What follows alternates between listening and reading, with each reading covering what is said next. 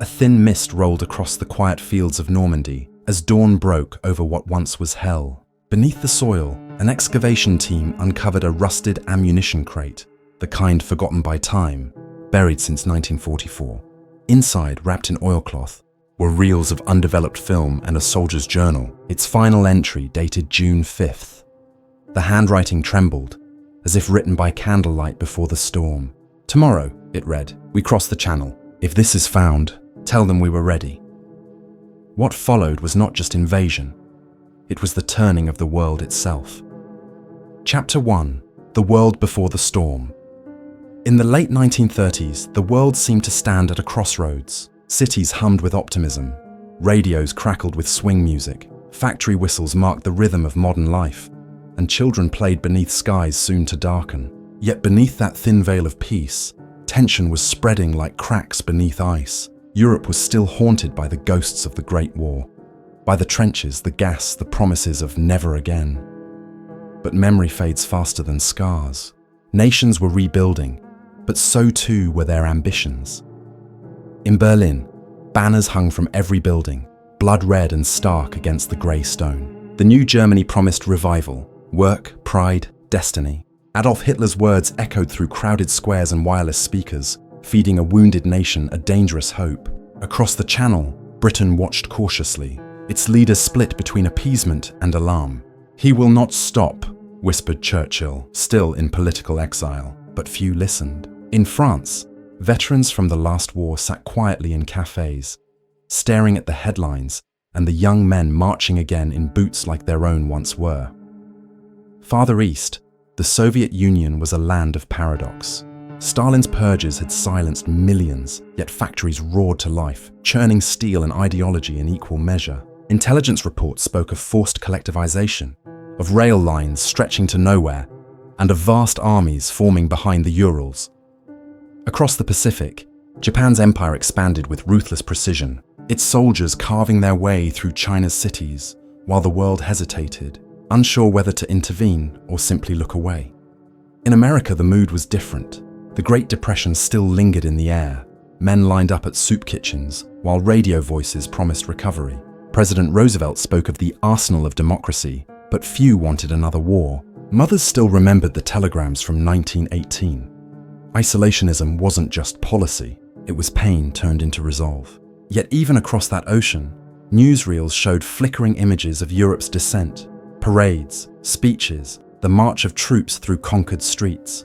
The world could feel something coming. It always can, before the first gunfire breaks the silence. Ordinary people lived their lives in the shadow of something they couldn't name. In Warsaw, a tailor finished his day's work and looked at the western sky, wondering why the trains ran so often at night. In Vienna, a Jewish pianist performed for a dwindling audience, each note a quiet act of defiance. In the English countryside, a farmer tuned his radio to the BBC and frowned at the static between reports of German aggression. And in Berlin, a young woman writing in her diary dared to wonder if pride could turn into poison. "They say we are chosen," she wrote. But chosen for what? The air was charged, electric, restless, heavy with unspoken fear. The League of Nations met and debated in ornate halls, but its words carried no weight. Treaties, promises, alliances, all fragile, all fraying. The machinery of war was already turning, slowly, quietly. Weapons were tested under the guise of research. Troops trained under exercises. And as diplomats toasted peace in marble rooms, the borders of Europe began to tremble. By 1938, the illusion shattered. The Anschluss brought Austria under the Reich's banner without a shot fired. In Munich, world leaders gathered to appease the aggressor, handing over Czechoslovakia in the name of peace. As Chamberlain returned home declaring "peace for our time," Hitler's generals were already drawing maps for the next invasion. The world exhaled, relieved, unaware that it was the last breath before the storm. And then came September 1st, 1939, dawn over Poland. German tanks rolled through morning fog, engines growling like thunder over the plains. The Luftwaffe struck from the clouds, and Europe woke to war once more. In London, sirens wailed for the first time. In Paris, people whispered the same words their fathers once had. It's begun. And across the Atlantic, Roosevelt paused as he signed his morning briefings, his pen hovering for just a second longer than usual. The world had changed before, but never like this. This time, the war would not be confined to trenches and front lines. It would reach the skies, the oceans, the very hearts of cities. It would test what humanity meant and whether it could survive itself. As night fell on that first day, the fires already burned. Small, distant, but spreading fast. The storm had come at last. Chapter 2. The Descent into War. The first weeks of the war were confusion and disbelief. Europe had stumbled into catastrophe again, yet no one seemed ready to face what that meant. Newspapers called it a limited conflict. Diplomats spoke of negotiations, of boundaries to be restored. But for those on the ground, for soldiers crouched in trenches and civilians huddled under the first air raids, there was nothing limited about it. War had returned in full. In Berlin, the Nazi propaganda machine went into overdrive. Goebbels filled the airwaves with promises of swift victory, of destiny fulfilled. Crowds gathered in squares, saluting as columns of troops moved eastward, their boots echoing against the cobblestones. For many Germans, the first victories were intoxicating. Poland fell in weeks. The Wehrmacht seemed unstoppable. What they did not see, or refused to see, were the executions behind the front lines, the disappearances, the trains that began to move not toward battlefields, but toward camps.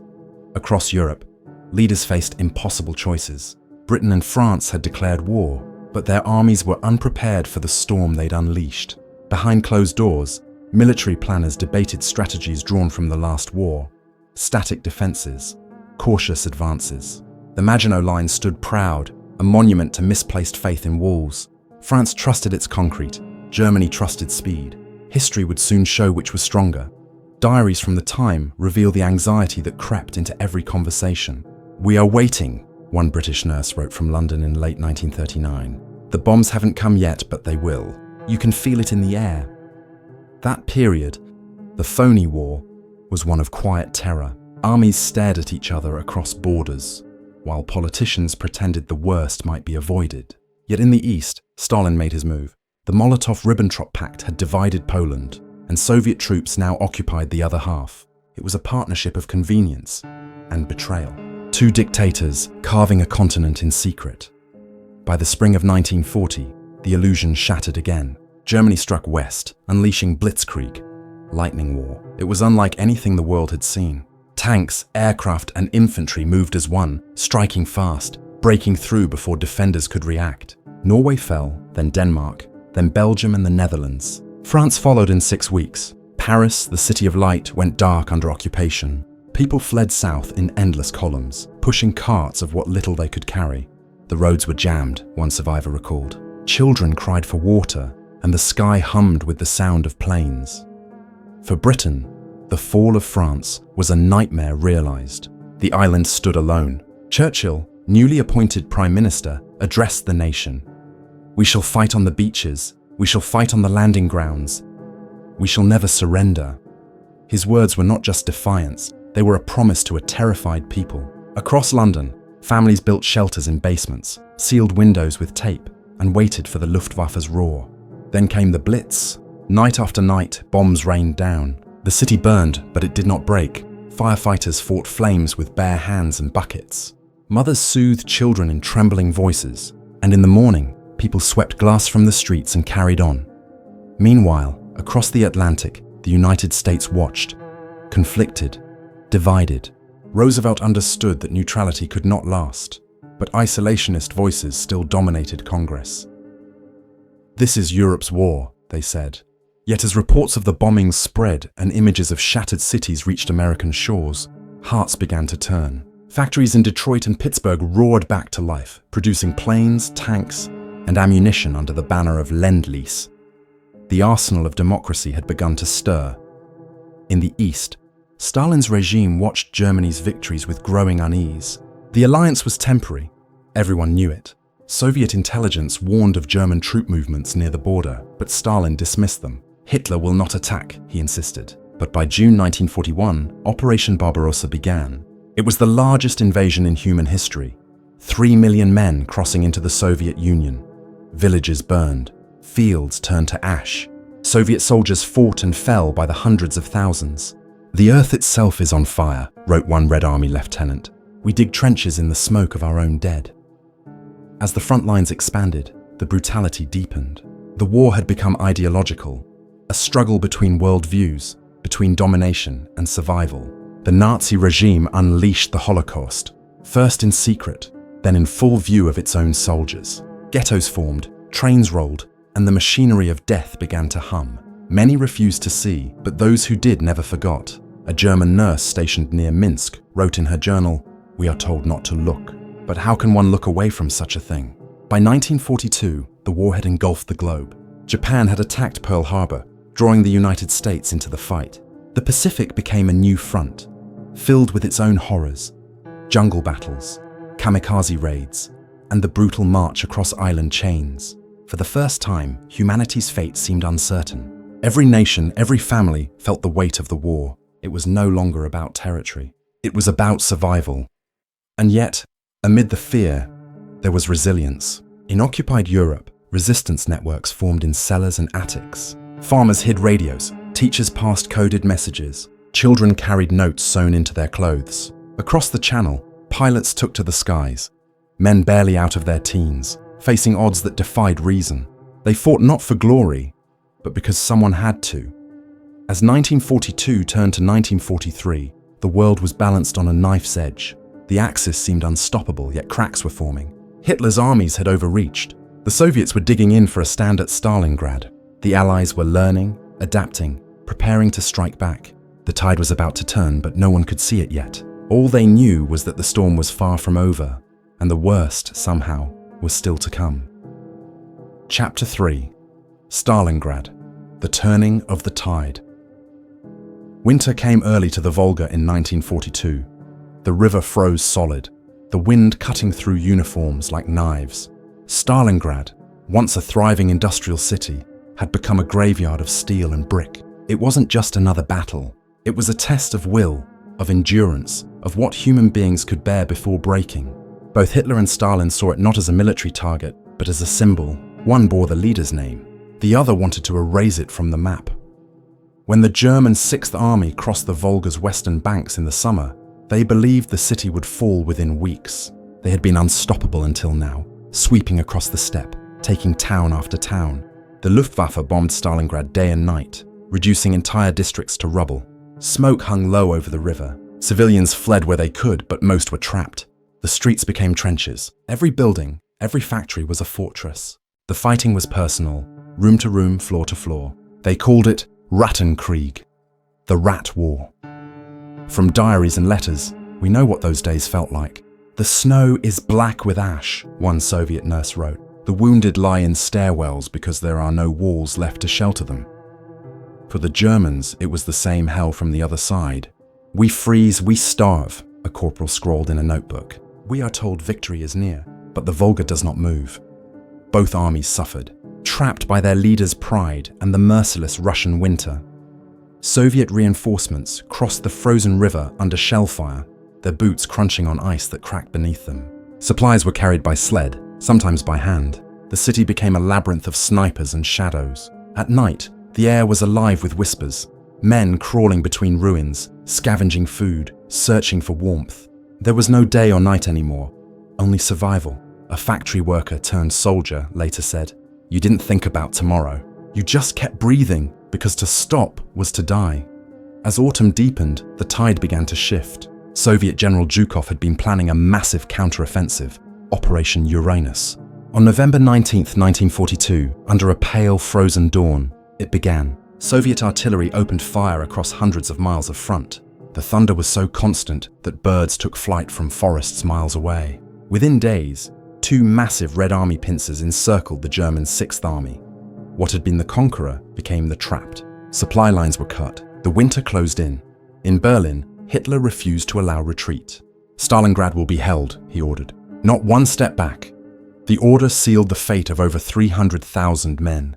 Luftwaffe pilots tried to resupply them by air, but the weather and Soviet flak made it nearly impossible. Planes were shot down one after another, their cargo falling in flames. Soldiers below starved, resorting to eating frozen horse meat, sometimes worse. Frostbite claimed fingers, feet, faces. "We no longer fear death," wrote one sergeant in a letter never sent. It would be a relief. Inside the city, the fighting was beyond human comprehension. The temperature dropped to 30 degrees below zero. Men fought over rooms without walls, over staircases that led to nothing. The Pavlov House, a single apartment building held by Soviet defenders, became legend. For 59 days, a handful of soldiers held off waves of German assaults. When asked later how they survived, one replied simply, "We stopped being afraid." By January 1943, the encircled German army was collapsing. Their commander, Friedrich Paulus, requested permission to surrender. Hitler's reply was cold: "You will stand or die." On February 2nd, after weeks of starvation and ceaseless bombardment, Paulus finally gave the order his men had been waiting for, to lay down their arms. The battle was over. 91,000 German soldiers marched into Soviet captivity. Fewer than 6,000 would ever return. When the news reached Berlin, silence filled the air. For the first time, the German people understood the war could be lost. Goebbels tried to twist the defeat into propaganda, calling for total war. But the illusion of invincibility was broken. Across Europe, occupied nations felt a flicker of hope. Stalingrad had turned the tide. For the Soviets, victory came at a staggering cost. Over 1 million soldiers and civilians were dead. The city was gone, a landscape of shattered concrete and frozen corpses. Yet amid the ruins, the survivors raised the red flag over the city's central square. A photographer captured it in grainy black and white. A moment of triumph carved from unimaginable suffering. The world watched in awe and horror. Western newspapers called it the grave of the Wehrmacht. Military strategists began to rewrite their maps. Churchill sent a message to Stalin: "Your victory is magnificent." But for the men and women who endured Stalingrad, there was nothing magnificent about it. It was survival, bare, brutal, human survival. As spring thawed the Volga once again, bodies emerged from the snow. Children who had hidden through the siege came out blinking into the pale sun, searching for their parents. Soldiers, now veterans at 20, walked among the ruins in silence. One survivor recalled years later, "You didn't cheer when it was over. You just breathed, because the guns had finally stopped." Stalingrad was more than a battle. It was a turning point in the moral landscape of the war. The moment when the myth of Nazi dominance cracked, and the world began to believe victory might be possible. But the cost was almost beyond comprehension. The city that bore Stalin's name had endured hell, and in doing so, had changed the course of history. From that frozen ruin, the war entered a new phase. The Red Army would push westward, step by bloody step. The Allies, preparing their assault from the opposite end of the continent, saw the path to victory open. But in the ashes of Stalingrad, no one spoke of triumph, only of loss, and of what it had taken to survive another day. Chapter 4: Shadows of Victory. When the guns finally fell silent over Stalingrad, the sound of war still echoed across continents. In 1943, the Allies began to strike back in earnest. The deserts of North Africa burned under the midday sun as British and American troops pushed Rommel's Afrika Korps into retreat. In the air above Europe, American bombers darkened the skies, hundreds of B-17s flying in tight formation, engines roaring like thunder, bound for the heart of Germany. Below them, anti-aircraft fire traced white arcs through the clouds. The war was shifting, but victory was not yet within reach. Not even close. In every occupied city, the resistance began to stir. Messages scratched into walls, whispered in cellars, passed through coded radio broadcasts. In Warsaw, Paris, Amsterdam, men and women risked everything to fight from the shadows. They forged documents, sabotaged trains, hid the hunted in cramped basements. Every act of defiance carried the weight of death, yet still they acted. "We live in darkness," one French partisan wrote, "but at least it is our own." Their courage did not turn the tide alone, but it reminded the world what humanity could still be, even as everything seemed to crumble. By 1944, Allied soldiers stood poised for the greatest gamble of the war. In the early hours of June the 6th, under heavy rain and flickering lightning, the invasion of Normandy began. Operation Overlord, D-Day. The beaches were codenamed like secrets. Utah, Omaha, Gold, Juno, Sword. More than 150,000 men crossed the English Channel, seasick, silent, some clutching letters they would never send. When the landing craft ramps dropped, chaos erupted. Machine gun fire cut through the surf. The sea turned red. Yet somehow, through sheer will and terrible sacrifice, they broke through. By nightfall, the Allies held a foothold in France. Europe's liberation had begun. In the east, the Red Army surged forward, reclaiming city after city, pushing the Germans back toward their own borders. Each advance revealed horrors that few could comprehend. The first concentration camps were discovered, places like Majdanek and Treblinka, empty now, but heavy with the smell of death. The soldiers who entered them didn't cheer. They stood in stunned silence, unable to understand how such evil could be humanly made. "We thought we'd seen everything," one lieutenant wrote. "But this is something from hell itself." As the Allies advanced, the skies above Germany burned. City after city, Hamburg, Dresden, Cologne, was reduced to rubble. The firebombing campaigns left scars that would never fade. Civilians dug through ruins, searching for family members, for a photograph, a ring, anything that remained of life before. The victors would later debate the morality of it, but in those days, there was only one thought: end the war, whatever it took. The cruelty of the years before had hardened hearts on every side. In Italy, Mussolini's empire crumbled. In the Pacific, island battles raged in jungles thick with heat and disease. From Guadalcanal to Iwo Jima, every inch of ground was bought with blood. Soldiers grew old in months. They wrote home less often, their letters shorter, their handwriting shakier. "I don't think I'll see another Christmas," one Marine confessed. Many didn't. By the time the Allies crossed the Rhine in early 1945, Germany was collapsing from within. Cities starved. The front was everywhere and nowhere. Hitler, hidden in his Berlin bunker, raged at maps that no longer matched reality. His generals begged him to surrender. He refused. The end came not with a single battle, but with exhaustion, the slow unraveling of a world gone mad. When Soviet troops finally reached the Reichstag, they fought through streets lined with corpses and broken dreams. The red flag rose above the ruins of Berlin.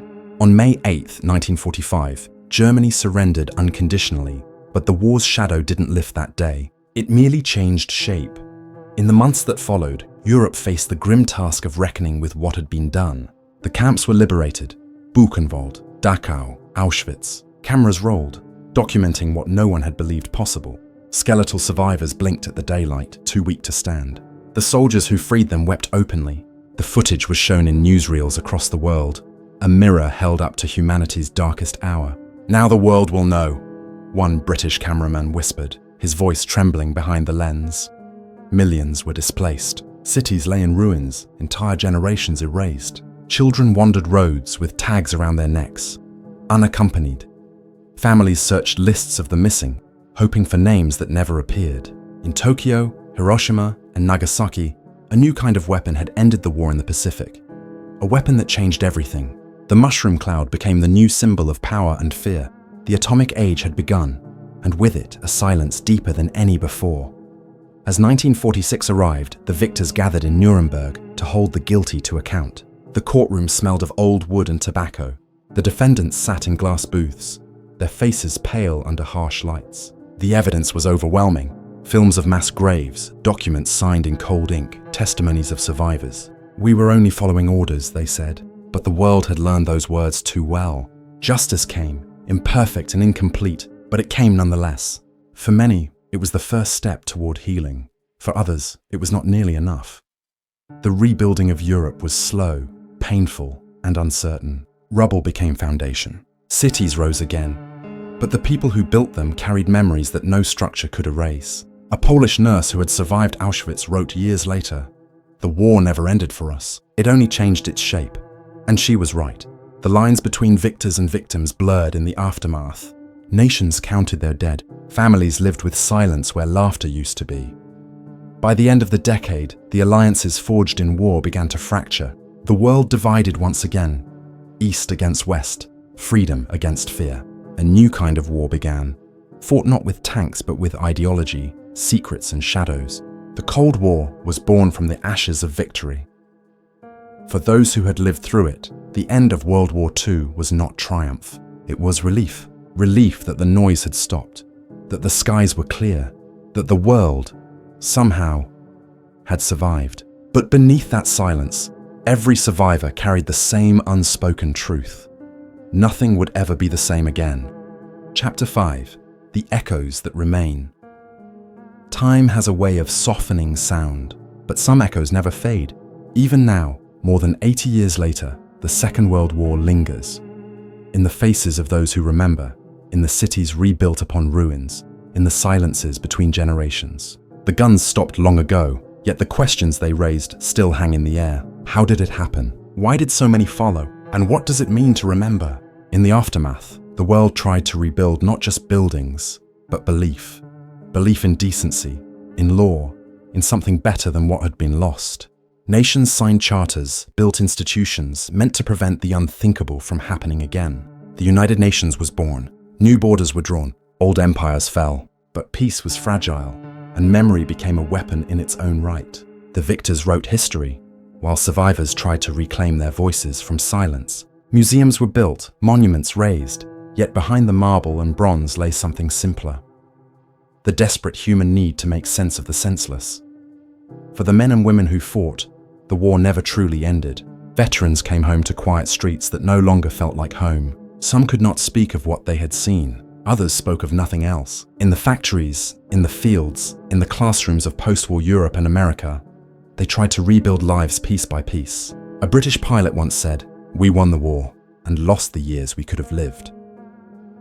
Across the ocean, a German soldier in his later years wrote in his diary, "I was 18 when it began. I am 80 now, and I still dream of snow and fire." In every country, stories of ordinary courage slowly surfaced. A French farmer who hid Jewish families in his barn, a Russian nurse who carried the wounded through shell fire, a Japanese schoolteacher who survived Hiroshima and dedicated her life to peace. Their names rarely appear in textbooks, but their choices shaped the quiet aftermath.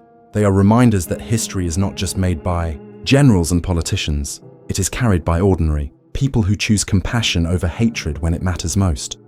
The war also transformed the way humanity saw itself. The discovery of the Holocaust forced the world to confront the depths of its own cruelty. The Nuremberg trials defined crimes so heinous they required new language: genocide, crimes against humanity. From those horrors came movements for human rights, for international justice, for remembrance. Yet even as the laws were written, new conflicts began. Korea, Vietnam, the Middle East, proving that the lessons of the past are never guaranteed to last. The echo, it seems, must be heard again and again to be understood. In the decades that followed, the artifacts of war became relics of warning. Bomb shelters turned into museums. Bunkers filled with rusting metal and the smell of earth. Each object told a fragment of a larger truth. The helmet dented by shrapnel, the photograph found in a trenchcoat pocket, the child's toy, burned and fused into glass. These were not symbols of victory, but of endurance. Proof that life somehow persisted. Archaeologists still find them today, buried beneath highways and farmland. Each discovery pulls the past a little closer, reminding us that history is not behind us. It lives under our feet. As the survivors grow fewer, their memories become more precious. Their testimonies, recorded on tape, written in trembling hands, are the world's last connection to what it felt like to stand in the smoke of that century-defining fire. When they speak, the air changes. The room quiets. You can feel the weight of years pressing through every word. "We were just children," one woman said, recalling the day her village was bombed. "And somehow we kept living, that is all." Today, the world they fought for feels both distant and fragile. New walls rise where old ones fell. Nations turn inward. Truth is questioned. And yet, amid the noise of modern life, there are still those who stop, listen, and remember.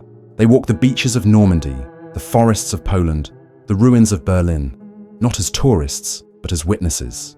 They read the names carved in stone and whisper them aloud, because saying them keeps them alive. What remains, after all the history books and monuments, are the choices we make when faced with fear and power. The war was a collision of ideologies, but its legacy belongs to humanity as a whole. The promise to recognize danger before it becomes destiny. Never again, people said when it ended. But those words are not a spell. They are a responsibility, renewed with every generation that dares to remember.